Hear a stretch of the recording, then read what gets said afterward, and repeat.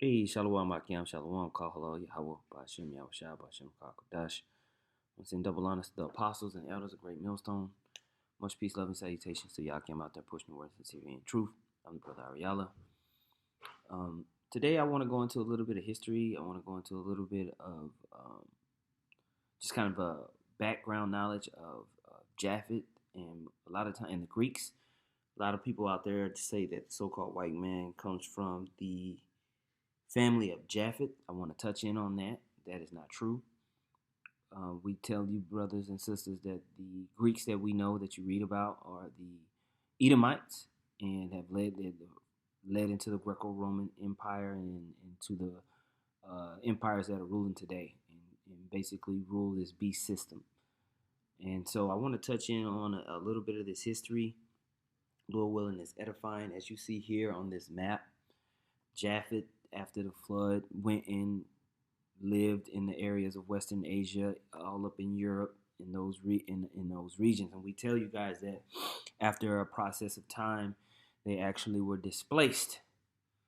They were displaced further out, into Russia and down even into the islands today that we go in on. Well, I want to talk about a little bit of that history and kind of touch in on that. There's an article here on early worldhistory.blogspot.com that goes in on Hellenization. We did a series on the Gentiles. I highly suggest those of you who have not really studied these things and want to get a full understanding of how we break down the New Testament, and we show you there's pieces of history that you have to understand what the Gentiles is talking about in the New Testament and what the Most High is dealing with. But in this article, it touches on down in it the Hellenes and who they were. And I want to read that, go into a little bit of their history, go into the scriptures and see the history that we have there. And Lord willing, this can kind of bring things together.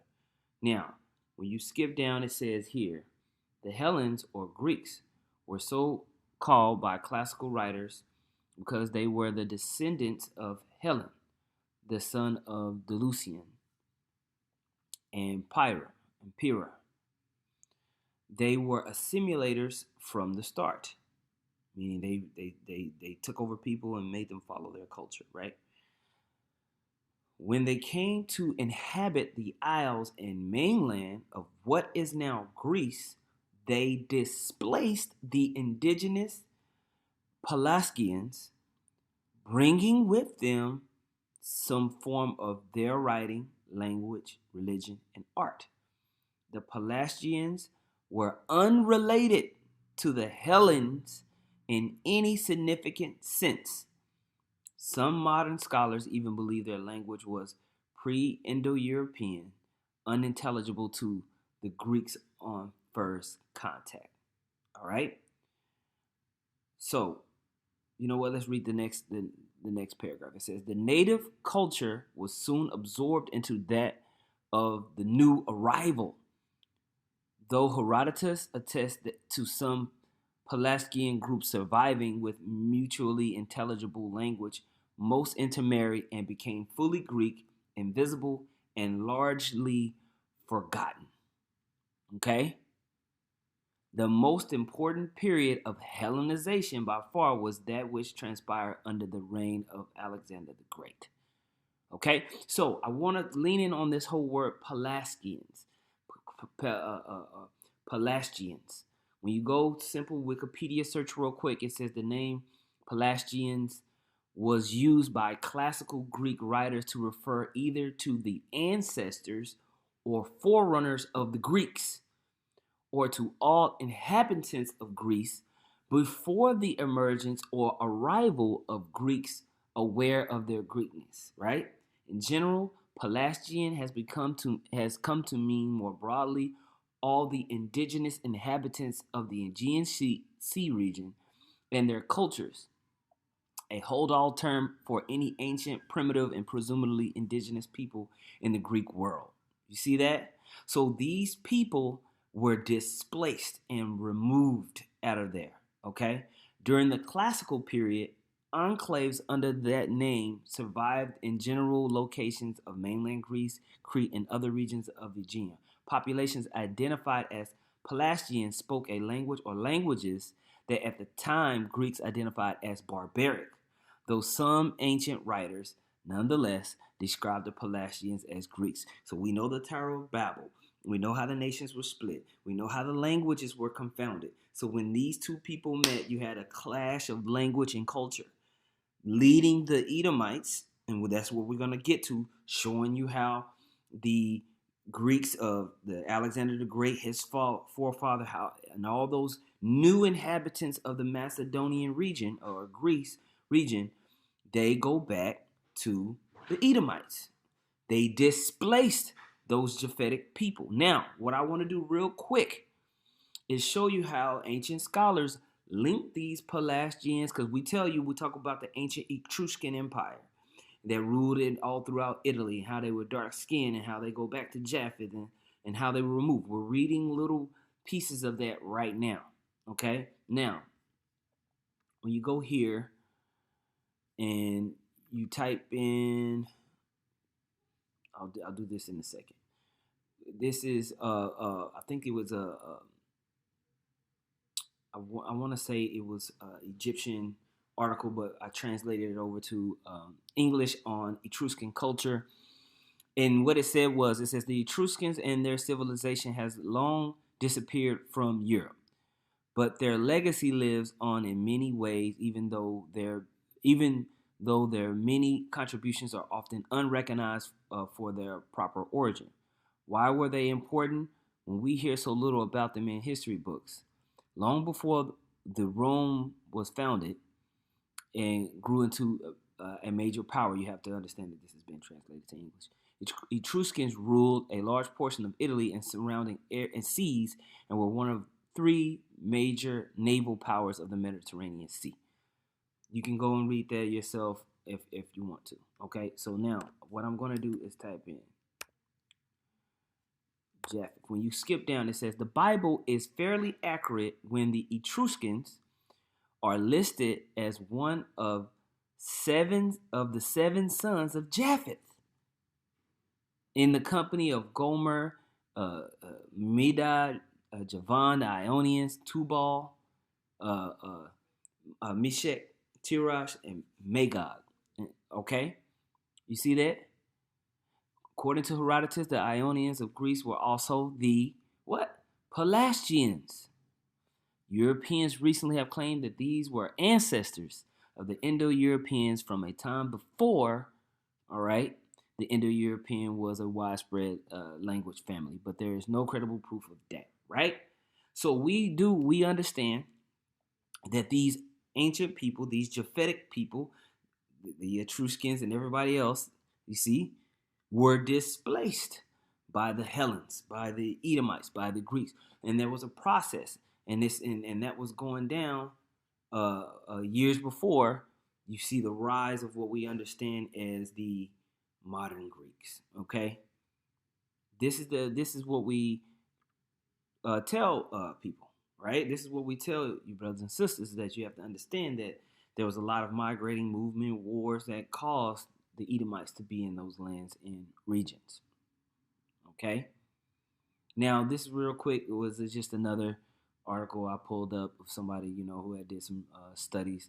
It says the Etruscans occupied the region to the north of Rome between Arno and Tiber rivers and the west of the Apennine Mountains. The Romans were first a subject people of the Etruscans and later their conquerors. See, the Etruscan culture was well developed and advanced, but distinctively different from the cultures of the other peoples in the region. This distinctive difference immediately led to the question of where did the Etruscans originate?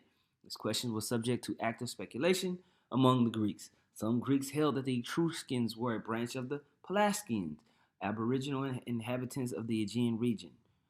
Others, such as Virgil, thought that they came from Lydia, a kingdom of western Anatolia. The Greek master historian Herodotus also ascribes the origin of the Etruscans to Lydia.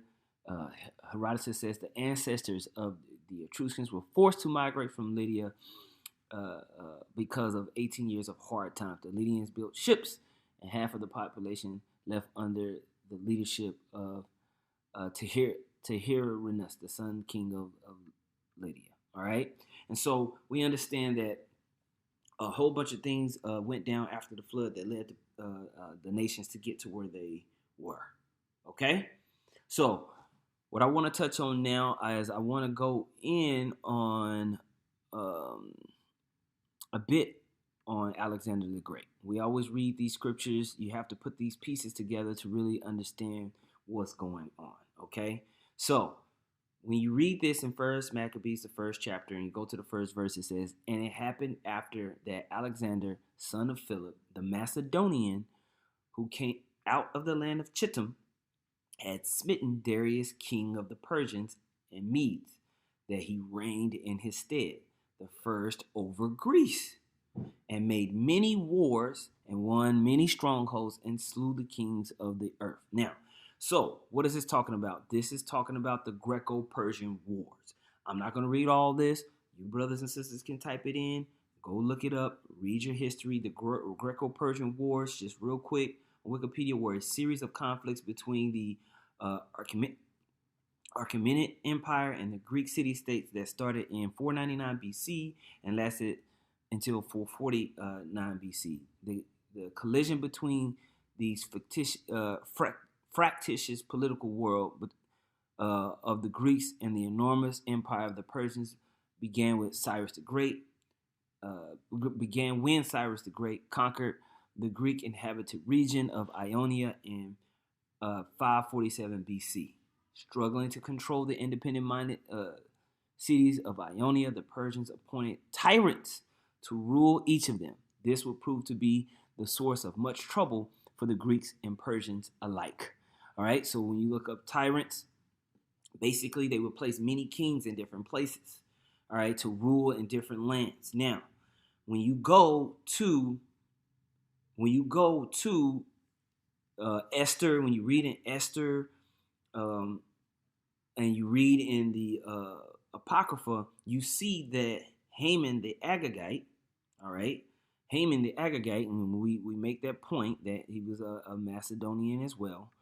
When you go here, excuse me, it says, hold on just one second. It's like I had to get a drink of water. In the editions of Esther, the 16th chapter, I'm going to start at the top and I'm just going to read quickly. It says, "The great king Artaxerxes unto the princes and governors of 107 provinces from India unto Ethiopia, unto all our faithful subjects, greetings." So he had a vast empire. And within that vast empire, there was tyrants set up, or kind of like you would take the person from that region and let them lead and just control them from afar, right? Many, the more often they are honored with the great bounty of the gracious princes, and the more proud they are waxing, and endeavor to hurt not our subjects only, but not being able to bear abundance, to take in hand and to practice also against those that do them good, and take not only thankfulness away from among men, but also lift it up with the glorious words of lewd persons, who were never good. They think to escape the justice of the Most High, that seeth all things and hateth evil. Oftentimes also fair speeches of those that are put in trust to manage their friends' affairs have caused many that are in authority to be partakers of innocent blood, and have enwrapped them in remediless calamities, beguiling with falsehood and deceit of their lewd disposition the innocency and goodness of princes. Now ye may see this, as we have declared, not so much by ancient histories as ye may, if ye search what have been wickedly done of the late through the pestilent behavior of them that are unworthily placed in authority. You see, what we was reading about during the times of the Greco-Persian Wars, because the empire was so vast, the Persian Empire was so vast, different tyrant leaders, puppet leaders were placed. Now they did all of that just to lead you up into who they talking about. It says, "And we must take care for the time to come, that our kingdom may be quiet and peaceable, for all men, both by changing our purposes and always judging things that are evident with more equal proceeding. For Haman, this is talking about Haman in the Bible, Haman, a Macedonian, all right, the son Admatha, being indeed a stranger from the Persian blood and far distant from our goodness, and as a stranger received of us, had so far forth obtained the favor that we show toward every nation. You see, we show favor toward every nation. We give these nations, we come conquer these nations, and then we allow people from that region to rule, right? It says, as that he was called our father and was continually honored of all the next person unto the king. But he, not bearing his great dignity, went about to deprive us of our kingdom and life, having by manifold and cunning deceits sought of us the destruction, as well as, this is talking about Mordecai, Mardochæus, who saved our life and continually procured our good, as also the blameless Esther, partaker of our kingdom, with our whole nation, right? For by these means he thought, finding us destitute of friends, to have translated the kingdom of the Persians to the Macedonians. But we find that the Jews, who this wicked wretch have delivered to utter destruction, are no evildoers, but live by just laws. So, now, because of the time of in the seasons, the Greco-Persian Wars, Haman, the Agagite, which is what he's called when you go to the book of Esther. When you go to the book of Esther, Esther chapter 3, verse 1, it says, after these things did King Artaxerxes, when you look him up, they say that this is Xerxes the first, or maybe the second, Xerxes the first, right? It says, after these things did King Xerxes promote Haman, the son of Hamatha, the Agagite, and advanced him and set his seat above all the princes that were with him, right? Now, when we look up Haman, see that? Look up Haman. It says the main antagonist in the book of Esther, who according to the Hebrew Bible was the vizier of the Persian Empire under King Xerxes, commonly identified as Xerxes, but traditionally equated with Artaxerxes I or the second. As his epithet Agagite indicates, Haman was a descendant of Agag, the king of the Amalekites, right? Amalek as a nation described in the Hebrew Bible as the enemy of the Israelites. The name Amalek can refer to the nation's founder, a grandson of Esau. His descendants, the Amalekites, or the territory of Amalek which they inhabited, right? So, Haman, the Agagite, dwelling in the land of Macedonia, showing you how the Edomites got into Macedonia and displaced the Japhetic people. The Etruscan being one form of these ancient people that was called the Pelasgians. They were all displaced and removed. And that family of the Edomites came to reach basically the premier power, leading all the way up into what we understand as Philip the Macedonian and Alexander the Great. All right? And so we trying to tell you to put these pieces together, because this is why there was so much, fire that came against, Haman and all these people. Because when you go back and read the story, they didn't just kill Haman. They went to, and was like, we tried to allow you Edomites to make it. Nah, we getting rid of you. Okay? And that's the whole story of Purim. But you have to know the backdrop and the history of the Greco-Persian Wars to understand the sentiment that Xerxes had. Okay? And what had happened. Because they were like, oh man, they trying to set us up. So all these things was going down at that same time. Okay? At that same time, you had all of these wars going down. Okay? And that's what led up into what? Alexander the Greek, who was the same Macedonian, who goes back to those descendants of Haman, all them, bro. All them. because that's what Edomites would do. They would work their way up in there, get marriages, get pieces of land here. That's how the Etruscans got taken down. All right, and then they made a whole myth of the story of Rome and Romulus and Remus, when it was just systematically them getting this, getting that, marrying into this family. That's why after the Dark Ages, that's how the Edomites came back up. Go back and read the Dark Ages history and the systematic breakdown of the Byzantine Empire. It was piece by piece by piece, man.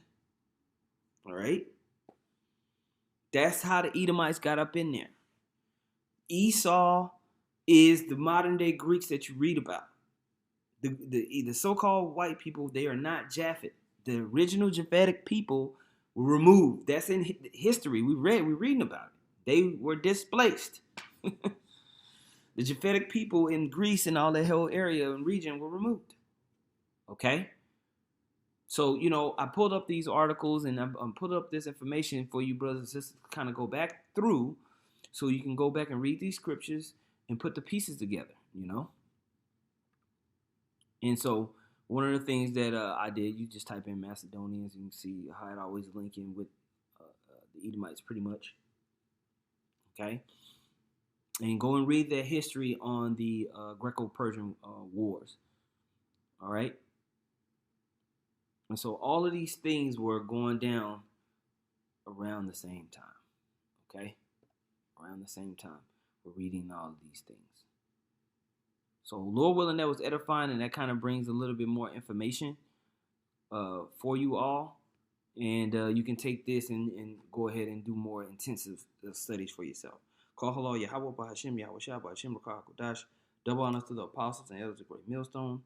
Much peace, love, and salutations to you. Aki, I'm out there pushing the words of sincerity and truth. Shalom.